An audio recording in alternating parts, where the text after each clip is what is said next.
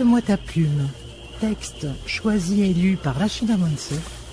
Prête-moi ta plume, émission réalisée par Soubir Kétani.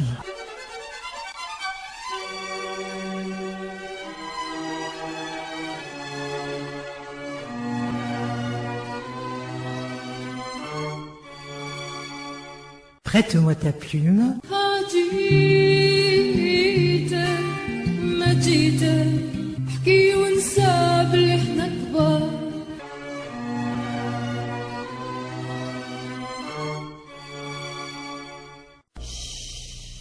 Prête-moi ta plume. Bonsoir, amis auditrices, amis auditeurs. Merci de votre soutien. Merci de vos messages dans Facebook. Nous sommes très heureux, Zoubir Kétani et moi-même, que Rabah Belamri vous ait autant plu. Merci à Mehdi pour ses messages. Quand le moral est à zéro, eh bien, il suffit de vous lire et hop, ça repart. Alors, nous allons retrouver Rabah Belamri, toujours avec son recueil Le soleil sous le tamis, édité par Publisud. Et Rabah Belamri, après avoir tendrement et malicieusement évoqué sa mère, eh bien, il va faire un peu la même chose pour son père. Écoutez. Prête-moi ta plume.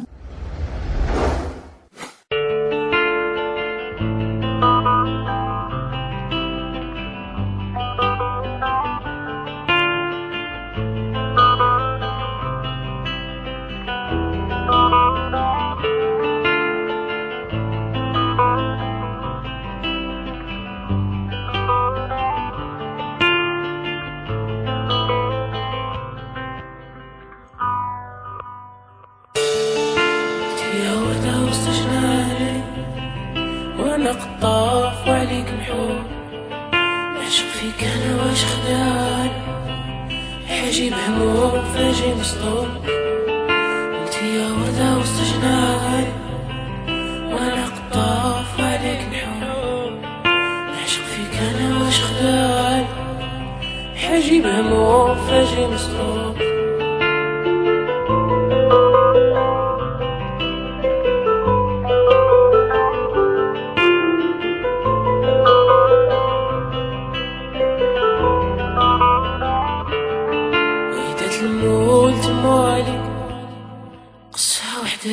تحكيك ويلا كرهو ضروا ليها وش فيا فيك يا حبيب زعما ضحكوا وفرحوا لك ودموع الفرح في عينيهم ومنار يا مو غدروا بيك وتلم الهم دار عليك هضروا قولوا راه يبغيها وش الحاجة اللي تخليها يلها معجبني سهر لي نغفي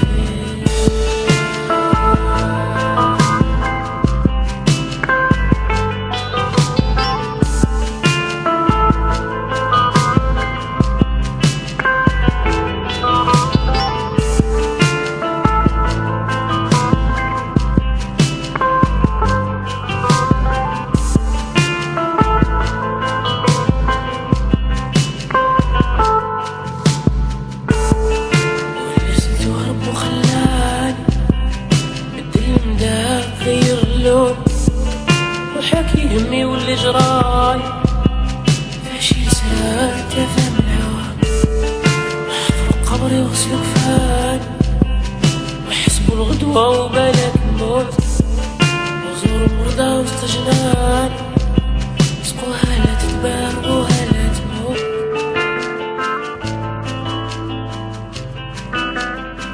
انتي يا وردة واللي سلت وهرب وخلاني غير الله وحكي همي واللي جرالي فاش يسرار تفهم العون وحفروا قمري وغسلوا كفاني وحسبوا الغدوة وبالك الموت وزوروا الوردة وسط جناني سقوها لا تدبر وها لا تموت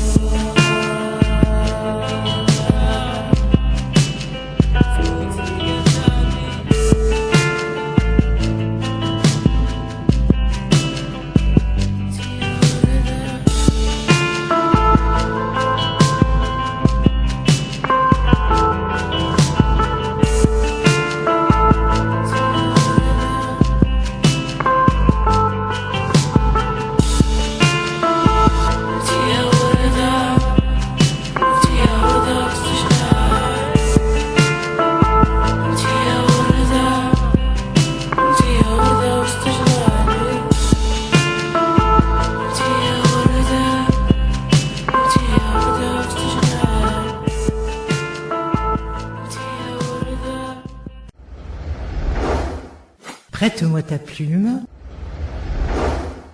Autour du père. Avec sa petite taille, sa démarche féline, ses yeux chatoyants, ses narines frétillantes et ses moustaches plus longues que nature, Père avait l'air d'un chat de gouttière, facétieux, qui prendrait plaisir à marcher sur ses pattes de derrière. Son corps ne se plaisait que dans des vêtements flottants, et sa tête semblait surmontée pour l'éternité d'un turban à plusieurs tours. Contrairement au reste de l'habillement un peu négligé, le turban était d'une blancheur irréprochable. Aux yeux de mon père, le turban est la pièce vestimentaire la plus révélatrice de l'homme, une espèce d'enseigne portée haut sur laquelle tout le monde peut lire votre caractère et juger de votre responsabilité comme de votre indignité.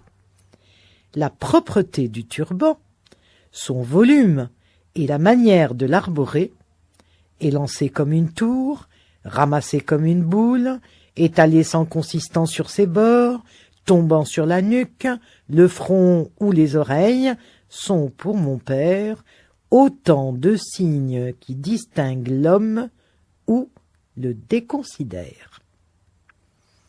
Quand, par exemple, mon père, dans le courant de la journée, avait une visite ou une démarche imprévue à faire et que, pressé par le temps, il ne pouvait se changer complètement, il se contentait d'un turban tout propre qu'il m'envoyait chercher à la maison. Mon père enroulait son turban avec une telle maîtrise du geste qu'il ne me fut jamais possible d'examiner à loisir la curieuse chéchia qu'il portait sur le crâne et que par peur des courants d'air il n'ôtait ni la nuit sous la capuche du bournous ni même au hammam. Cette chéchia me subjuguait, car son état contrastait violemment avec celui du turban. Décolorée, usée, elle semblait avoir été successivement portée par tous les hommes depuis Noé. Doublement protégé par le turban et la chéchia, le crâne paternel se dérobait à ma vue et aiguisait ma curiosité. Mais comment était-il fait, ce crâne? Était-il plat, rond, oblong, chauve, chevelu, teigneux, noir, gris? Je priai ma mère, que je supposais bien informée, oubliant qu'elle n'avait pas plus que moi le loisir d'examiner la tête de son homme, de me décrire l'invisible. Elle me traita d'impudent, d'enfant ingrat, et me fit sans embâche comprendre que les crânes des pères méritent le respect et ne sont pas choses à rire. Mon père ne sortait jamais en burnous, sauf pour se rendre aux veillées coraniques pendant le ramadan. C'était un homme très actif, toujours allant de sa boutique à son jardin, ses deux raisons d'être.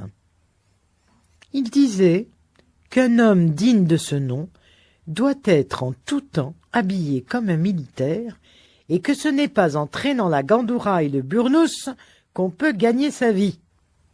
Mais il ne s'enveloppait pas moins scrupuleusement des épaules aux talons dans de longs vêtements, un cache-poussière l'été et un ou plusieurs manteaux superposés les autres saisons. Autant dire que je ne l'ai jamais vu en veste courte.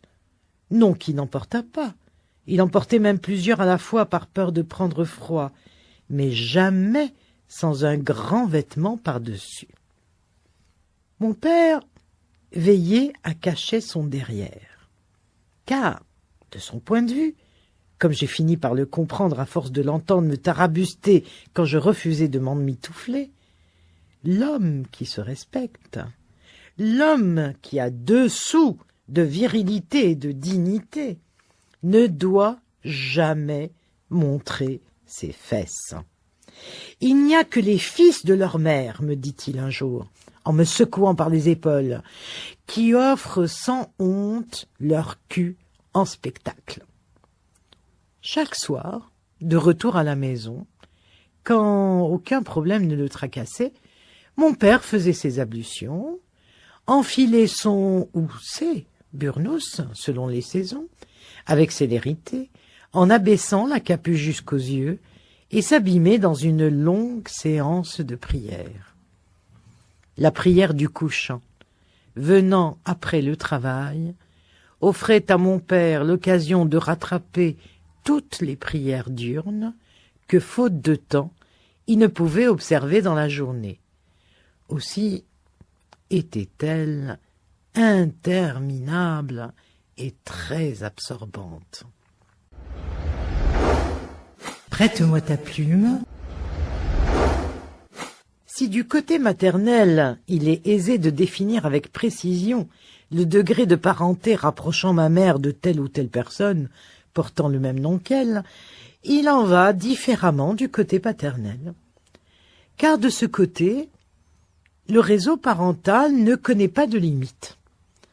Mon père tenait pour oncle et cousin tous les gens originaires de son doigt natal, qu'ils portent ou non notre patronyme. Conformément à la bienséance, je devais leur sauter au cou à chaque rencontre pour les embrasser en les appelant oncle ou cousin comme mon père.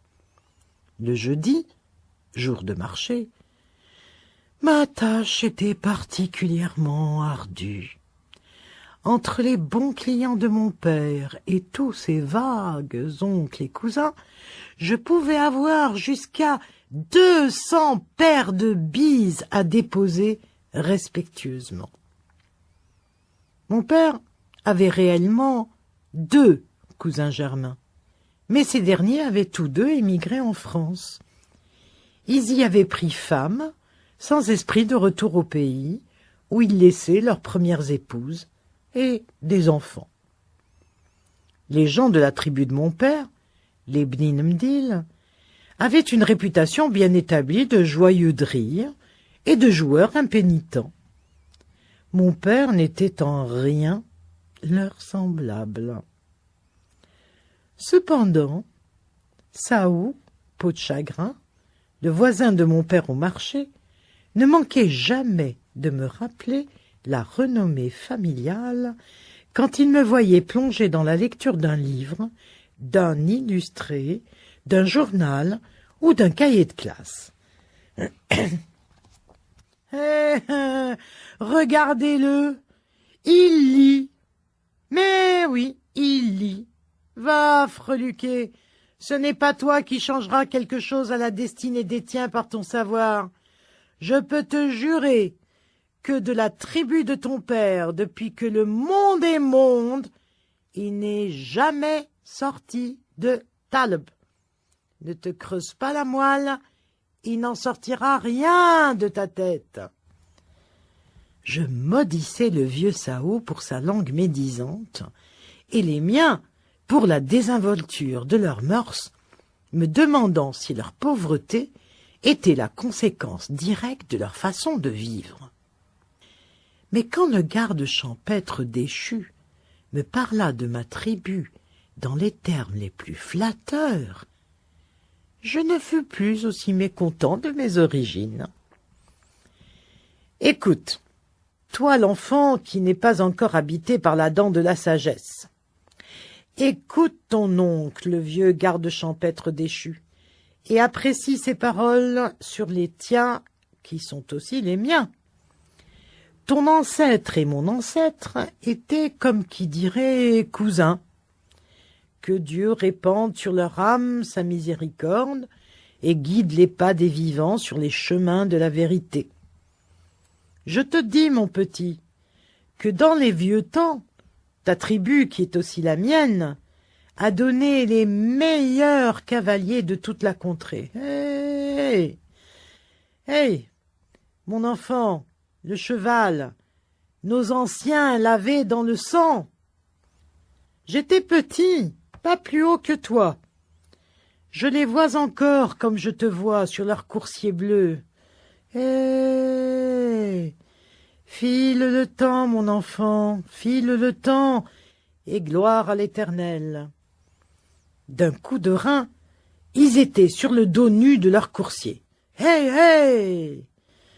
Mon enfant, toi dont la bouche est encore sucrée du lait cru de ta mère, tu n'as pas connu tes anciens, mais c'étaient des braves, tes anciens. Que leurs âmes connaissent les délices de l'au-delà. Dans les fêtes, oui, c'étaient des fêtes, avec des chevaux, du barod, personne ne pouvait leur tenir tête en acrobatie et en diablerie de toutes sortes. Les gens leur jetaient des foulards, qu'ils attrapaient en plein vol ou qu'ils ramassaient sur le sol sans jamais arrêter la course folle de leur monture. Ah, nos anciens, c'étaient des hommes de bravoure. Qu'Allah leur pardonne leur turpitude. Ils n'ont jamais eu peur des gendarmes de la France, ni des caïds. Mon père, que Dieu recueille son âme dans son vert paradis, m'a dit un jour que les nôtres ont donné beaucoup de mal aux Français, parce que c'étaient des hommes qui savaient monter à cheval et faire le coup de feu. Ouais, mon enfant. Et le cousin de ton père, celui qui s'est perdu en France en abandonnant ses enfants, n'a-t-il pas, celui-là, assommé notre caïd en plein village? Voilà, petit, comment étaient tes ancêtres. Des hommes qui aimaient rire et s'amuser, mais qui avaient beaucoup de nif et de bravoure. Eh, tourne la roue des jours et des nuits, et demeure la lumière de l'Éternel. Prête-moi ta plume. À l'âge de 6 ans, mon père était orphelin de père et de mère. Le grand-père, Sherif, un moissonneur itinérant, mourut mystérieusement au cours de l'une de ses pérégrinations d'été, loin de sa tribu.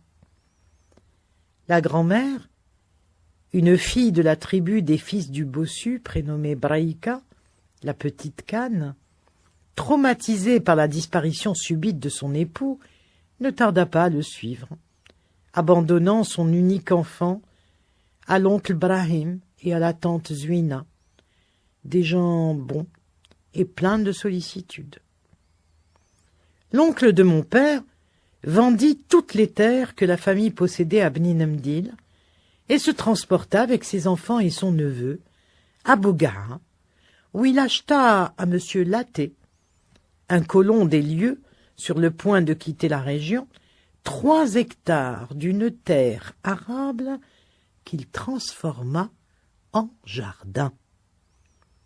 En homme soucieux d'équité, le grand-oncle Brahim octroya à mon père, titre de propriété établi par un notaire de Bougie à l'appui, 1/3 du jardin, le reste revenant à ses propres enfants. Pour resserrer davantage les liens familiaux, mon père épousa sa cousine. Notre huile dans notre semoule, comme dit l'adage. Mais le mariage échoua sans que fût pour autant altérée l'affection réciproque de mon père et de ses oncles et tantes. De la vie de mon père, je ne connais que des bribes. Du reste, si enchevêtrés dans mon esprit qu'il m'est impossible de les restituer dans leur ordre chronologique. Il est vrai que mon père est moins loquace que ma mère sur son passé. Mon père est passé par bien des états. Berger, moissonneur, garçon de café ou de gargote, bûcheron, jardinier, marchand des 4 saisons. Il a connu avec les siens la misère et la faim. Il a dû, comme bien des paysans en période de sécheresse, se nourrir de racines sauvages, de telrouda. Il a été emporté par un oued en crue, ne devant son salut qu'à une branche de laurier rose. C'est le laurier rose qui m'a sauvé la vie. Curieuse plante, amère du dedans, magnifique du dehors. Regarde-la bien, mon fils, me dit mon père, un jour que nous longeons l'Oued. Vers 1940, mon père contracta une longue maladie, le typhus sans doute, qui le cloua au lit plus de 3 mois. La famille était pauvre, sans ressources, et mon père ne dut son rétablissement qu'au courage de mes 2 grandes sœurs, tout enfant encore, et au bouquet de roses qu'elles vendaient aux Français du village. Cette vente assurait la subsistance de la famille et les soins aux malades. Les roses, comme autrefois le laurier, m'ont sauvé la vie, mon fils. Alors sois délicat, sois de velours pour ces plantes que Dieu créa si fragiles et si gracieuses. Délecte-toi de leur vue et de leur senteur sans les détruire. En 1945, lors de la révolte du 8 mai, mon père, pendant qu'il s'enfuyait à travers la campagne à la recherche d'une cachette sûre, fut repéré par les forces sénégalaises chargées de la répression et dut essuyer plusieurs rafales de mitraillettes. Ah, mes enfants, sans la protection de Dieu et mon agilité, vous n'auriez pas de père aujourd'hui. Les balles tapaient derrière mes talons, tac, tac, tac, tac, et moi je haletais comme un taros, la langue comme ça. Si ce n'était pas la peur de commettre un blasphème, je dirais, moi qui ne suis pas mort ce jour-là, je vivrai jusqu'à la fin des temps. Et puis alors, quand je suis arrivé à la maison de votre oncle et que j'ai frappé à la porte, Hedda ne m'a pas reconnu. Et les Saliganes continuaient toujours à me tirer dessus. Tac, tac, tac. Ah, il faut bien dire, mes enfants, que votre père a la peau coriace. Prête-moi ta plume. Contrairement à la plupart de ses cousins, mon père n'est allé ni au service militaire, ni en France pour travailler à l'usine ou dans la mine, ce que je regrettais beaucoup, en pensant à tous les souvenirs qu'il m'aurait rapportés de ces lointains voyages. Mon père est resté au village, gagnant modestement sa vie en s'occupant comme il pouvait, jusqu'au jour où il a trouvé définitivement sa voie, son gagne-pain, dans l'achat et la vente des fruits et légumes, vocation qu'il avait pressentie en commercialisant les produits de son propre jardin sur les trottoirs et la place publique. Mon père fut parmi les premiers à prendre un étalage dans le marché, construit par la municipalité pour endiguer la vente sauvage et lever taxes et impôts. Pour pouvoir faire les souks de la région, il prit un associé. Il en eut plusieurs, et tous le quittèrent une fois leur fortune faite, pour s'installer à leur compte et accroître leurs bénéfices. Je me suis toujours demandé pourquoi mon père n'avait pas réussi comme ses associés. Fort à l'aise aujourd'hui, il a pourtant trimé du matin au crépuscule, 12 mois sur 12, sans un jour de repos, hormis les jours de maladie, où il restait malgré lui à la maison. Du reste, plus d'une fois, j'ai eu le courage de poser la question à mon père. « Mon fils, me répondait-il invariablement, tu es un sot, doublé d'un ignorant. Que vas-tu chercher? Ton père n'a rien d'un niais ou d'un incapable. Il sait pratiquer le commerce comme personne. Sache que mes associés n'ont jamais eu comme moi 14 bouches à nourrir quotidiennement, sans compter les hôtes de passage pour un temps plus ou moins loin. Et puis moi, mon papa ne m'a rien laissé. Et de surplus, ne fais pas fortune qui veut. La richesse et la pauvreté sont décidées par le Très-Haut, seul maître des destins. Tu peux te lever aux aurores, tu peux travailler toute ta vie, tu peux te mordre l'œil, tu peux mettre les pieds contre le mur et pousser, pousser, t'exténuer à pousser.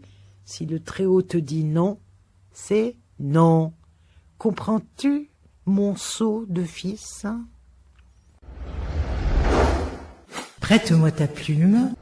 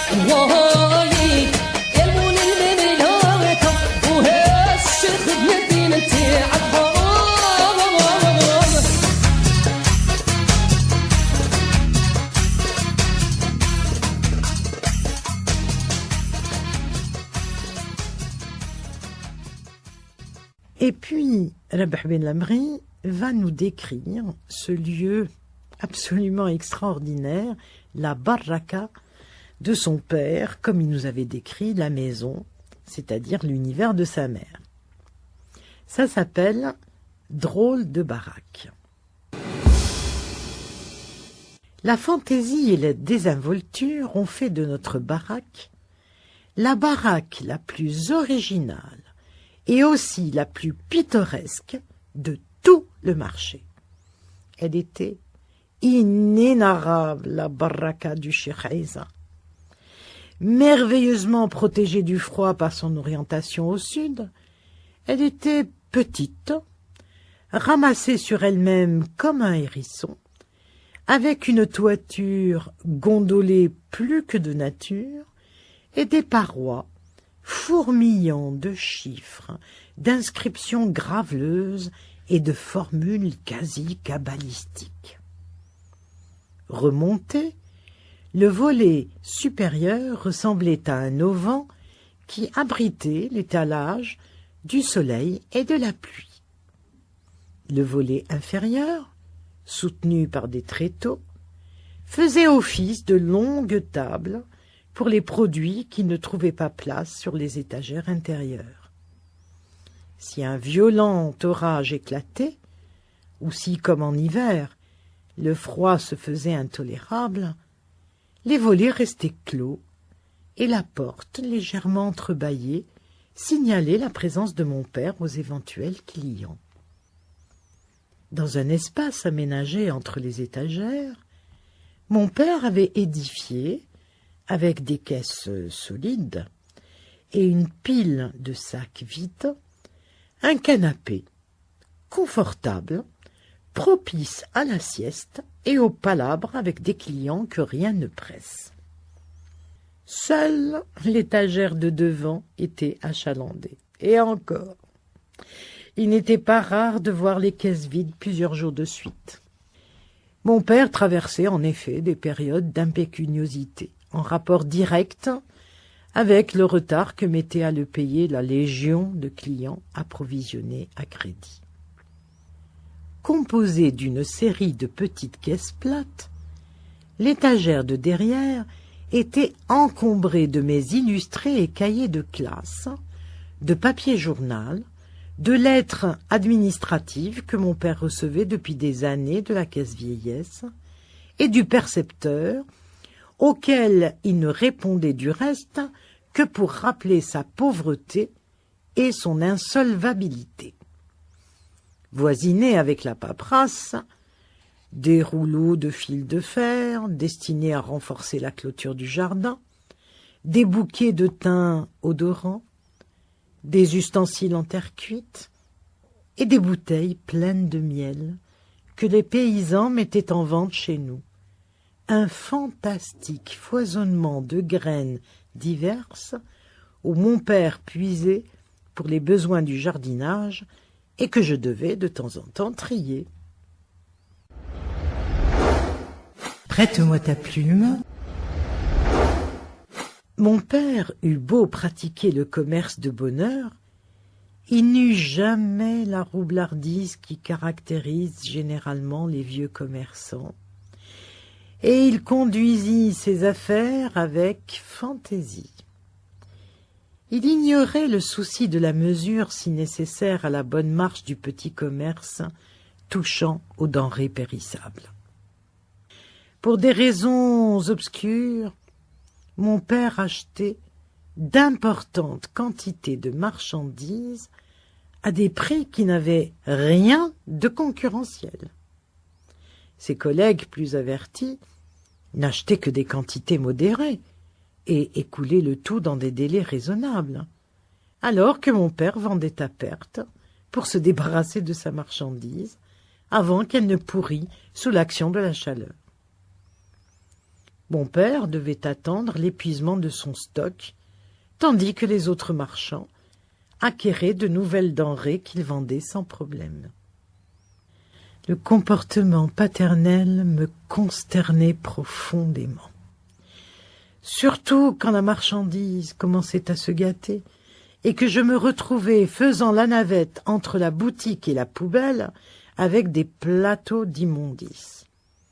Sur mon passage, les voisins échangeaient des regards ambigus et des demi-sourires mortifiants. Ils faisaient aussi ouvertement des plaisanteries. « Ah, si ton brave papa n'était pas là, la Zoubia, le dépotoir, crèverait de faim. Notre bonne grosse poubelle devra remercier chaleureusement ton généreux père. Il s'en occupe admirablement, on ne peut pas dire. » 10 fois, 20 fois, au risque de me voir houspillé et même rossé, j'ai osé dire à mon père le fond de ma pensée. « Entre nous, je n'approuve pas ta manière de faire le commerce, père. Regarde les autres, ils ne font jamais comme tu fais, et ils gagnent pas mal d'argent. » Je pensais au vélo que mon père m'achèterait. Il l'avait laissé entendre quand ses poches seraient remplies de sous. « C'est la vie, mon fils. Le commerce est ainsi fait. Aujourd'hui tu gagnes, demain tu perds. Aujourd'hui tu perds, demain tu gagnes. C'est comme en toute chose. Il y a des hauts et il y a des bas. Aujourd'hui j'ai fait un mauvais calcul. Demain, ça sera le contraire, rétorquait mon père lorsqu'il n'était pas de mauvaise humeur. En d'autres circonstances, s'il ne me remettait pas en place par une gifle magistrale ou un formidable coup de pied, il m'incendiait. « Mais regardez-moi ce petit merdeux! Il veut m'apprendre mon métier! Ça alors! Un morveux, au cul mal torché! Mais dis-moi de quoi te mêles-tu? Ce sont mes affaires, mon argent! Si l'envie me prenait de le jeter dans l'oued, je le jetterais, et tu n'aurais pas le droit de l'ouvrir, morveux! Mais vraiment, on aura tout vu! Fais comme ça, mon père. Attention, ne fais pas comme ça. Et ta, et caca, et la, et ba, ter. Cette dernière onomatopée courante chez nous pour exprimer le dédain était accompagnée de la projection en avant du majeur de la main droite, dirigée comme une lance vers mon cœur. Mon père, en affaires, n'avait pas toujours la même ligne de conduite. Il était aussi apte à agir par excès de précipitation que par excès de lenteur et de circonspection. Ainsi, il pouvait prendre tout son temps et attendre que le prix de la marchandise baisse, bien que cette marchandise manquât à son étal. « Si tu acceptes mon prix, je te débarrasse de tes cajots dardard, disait mon père, les mains dans les poches, parfaitement détendues. Il répétait son prix et partait faire un tour sur la place publique ou entrer dans le café le plus proche. Il revenait au bout d'un moment, auprès de la marchandise convoitée, rappelait au propriétaire sa proposition, attendait quelques minutes, l'air serein, puis repartait pour une nouvelle promenade alentour. Mais quand il réapparaissait, plus de marchandises en instance de vente. Des confrères avisés venaient de tout rafler sans marchandage. Mon père ne manifestait ni regret, ni désappointement, ni rancœur envers ses confrères. Une prochaine fois, il agirait différemment. Prête-moi ta plume. Dans ses rapports avec les clients, mon père introduisait infiniment de charme et de complaisance. Si charme, courtoisie, prévenance me paraissaient des qualités fort louables pour un commerçant, la complaisance me semblait de trop, surtout quand elle était érigée en pratique quotidienne. Dans ses pesages, par exemple, mon père faisait montre de la plus grande fantaisie. Sur le plateau de la balance, il y avait toujours 50, 100, 150 grammes gracieusement offerts au client. Si le client était accompagné d'un enfant, mon père commençait par mettre dans la main de l'enfant un fruit de saison, une orange, une mandarine, une pomme, des abricots, une poignée de dattes. « Allez, petit dégourdi, déguste-moi ça sur le champ et donne-moi des nouvelles. Souviens-toi que c'est de la part de l'oncle Issa, disait-il à l'enfant dont les yeux savouraient déjà le fruit. Quand il n'était pas débordé, il était rarement, si nous excluons le jeudi jour de marché, mon père conviait ses plus fidèles clients à prendre une tasse de thé, une tasse de café, une limonade qu'il m'envoyait commander au café le plus proche, avec une recommandation spéciale pour son café à lui, un café Jezwa, naturellement, qui ne devait être ni trop amer, ni trop sucré, mais suffisamment serré avec un brin d'hysope. Dans la foulée, j'avais droit, moi aussi, à une consommation. Mon hostilité à l'endroit de l'hôte paternel, qui pouvait être multiple, s'en trouvait sensiblement atténuée. Dans la boutique de mon père, le crédit était roi. Nous vendions la plus grosse partie de la marchandise à crédit, et mon père lui-même disait en riant qu'il travaillait pour le crédit. ce qui était le plus dommageable, et contribuait à nous ruiner. Ce n'était pas tant le crédit consenti officiellement à des gens qui avaient un emploi fixe ou même temporaire, qui finissaient généralement par s'acquitter de leurs dû, puisque tout était noté sur le carnet de crédit.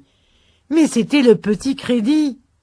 Le crédit que mon père accordait sur une simple prière pour un jour à quelques semaines et qui n'inscrivait jamais sur le carnet, comptant essentiellement sur sa mémoire et sur l'honnêteté du client qui ne répondait pas toujours à sa naïve confiance, hélas. La mise à jour du carnet de la vente à crédit faisait partie de mes attributions officielles. Mais en mon absence, mon père, qui n'avait pourtant jamais mis les pieds à l'école, l'assumait personnellement et sans bavure. Il faut dire qu'il savait lire et écrire tous les chiffres et composait des nombres simples. Les complications commençaient pour lui à 99. Il savait écrire 110, 120, 130 et ainsi de suite jusqu'à 200. Mais de 100 à 109, comme de 200 à 209 et de 300 à 309, il devait beaucoup réfléchir à l'ordre des chiffres. La place du zéro l'intriguait. Il aimait mieux le voir à l'extérieur. Et il lui semblait que, pris en sandwich, le zéro perdait toute sa valeur. Prête-moi ta plume.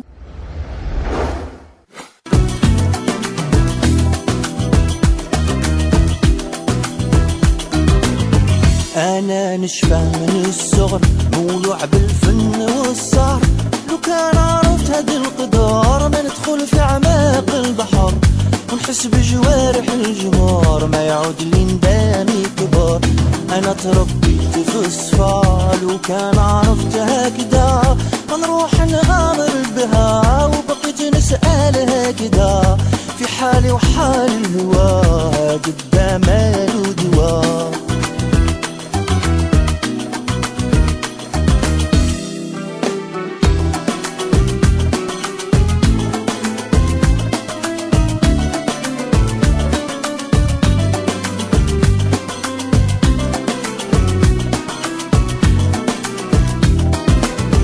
ما تلوموني يا ناس أنا طبعي حساس قلبي ما هو حجار أنا مبني على الصفا والحرمة يا سيدي أجني بالهمة أو الظرافة تدي ما في يدي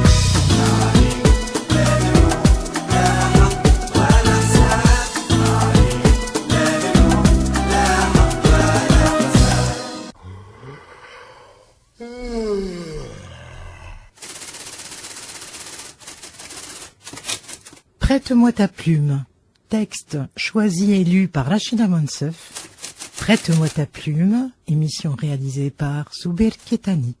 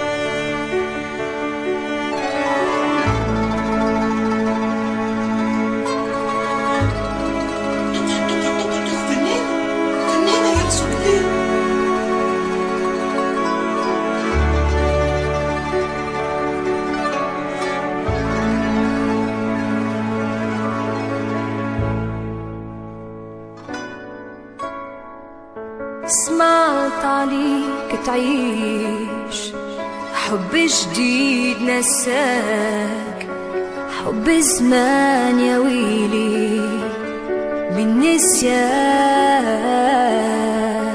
سمعت عليك ليا مات فيك مكان وحدة غيري جات خباتك مني خذات حبيب الروح ومحلالك روح مادام غيري انا حبيت ولقيت معها اللي تمنيت خليها تعيش معاك وعلمني شوية انا ننساك ولو انه صعيب عليا ذي عهواك وتفكر الايام اللي عديناها انا وياك ونقول للدنيا احنا عشناه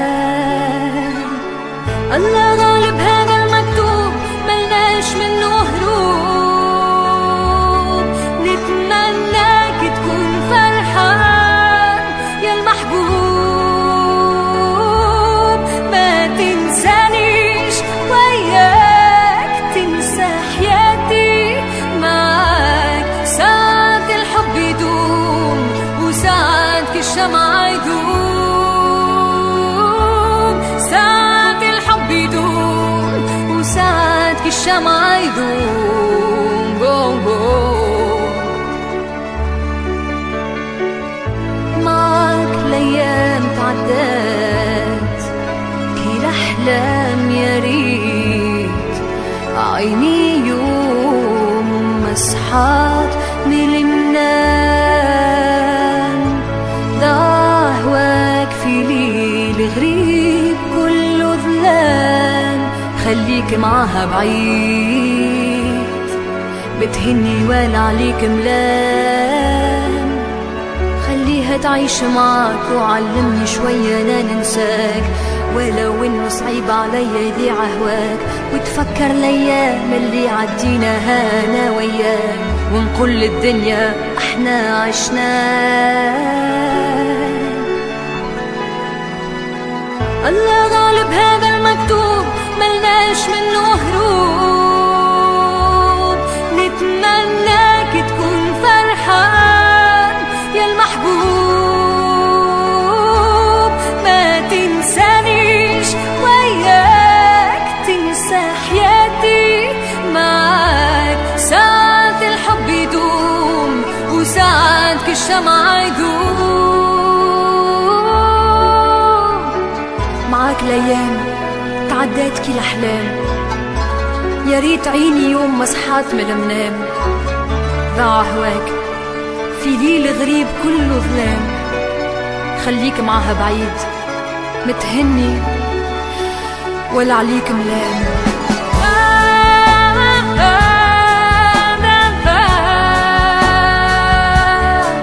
نتمناك تكون فرحان يا المحبوب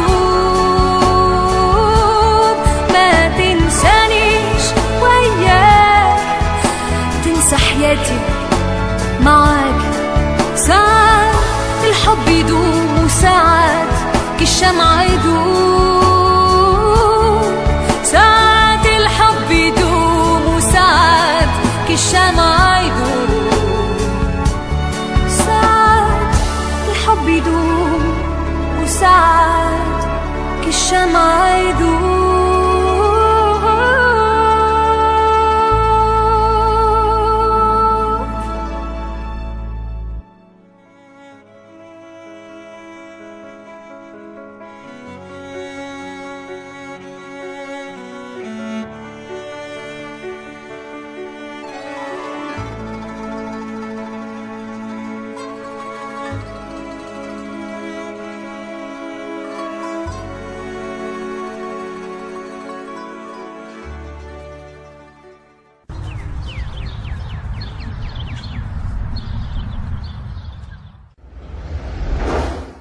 Prête-moi ta plume.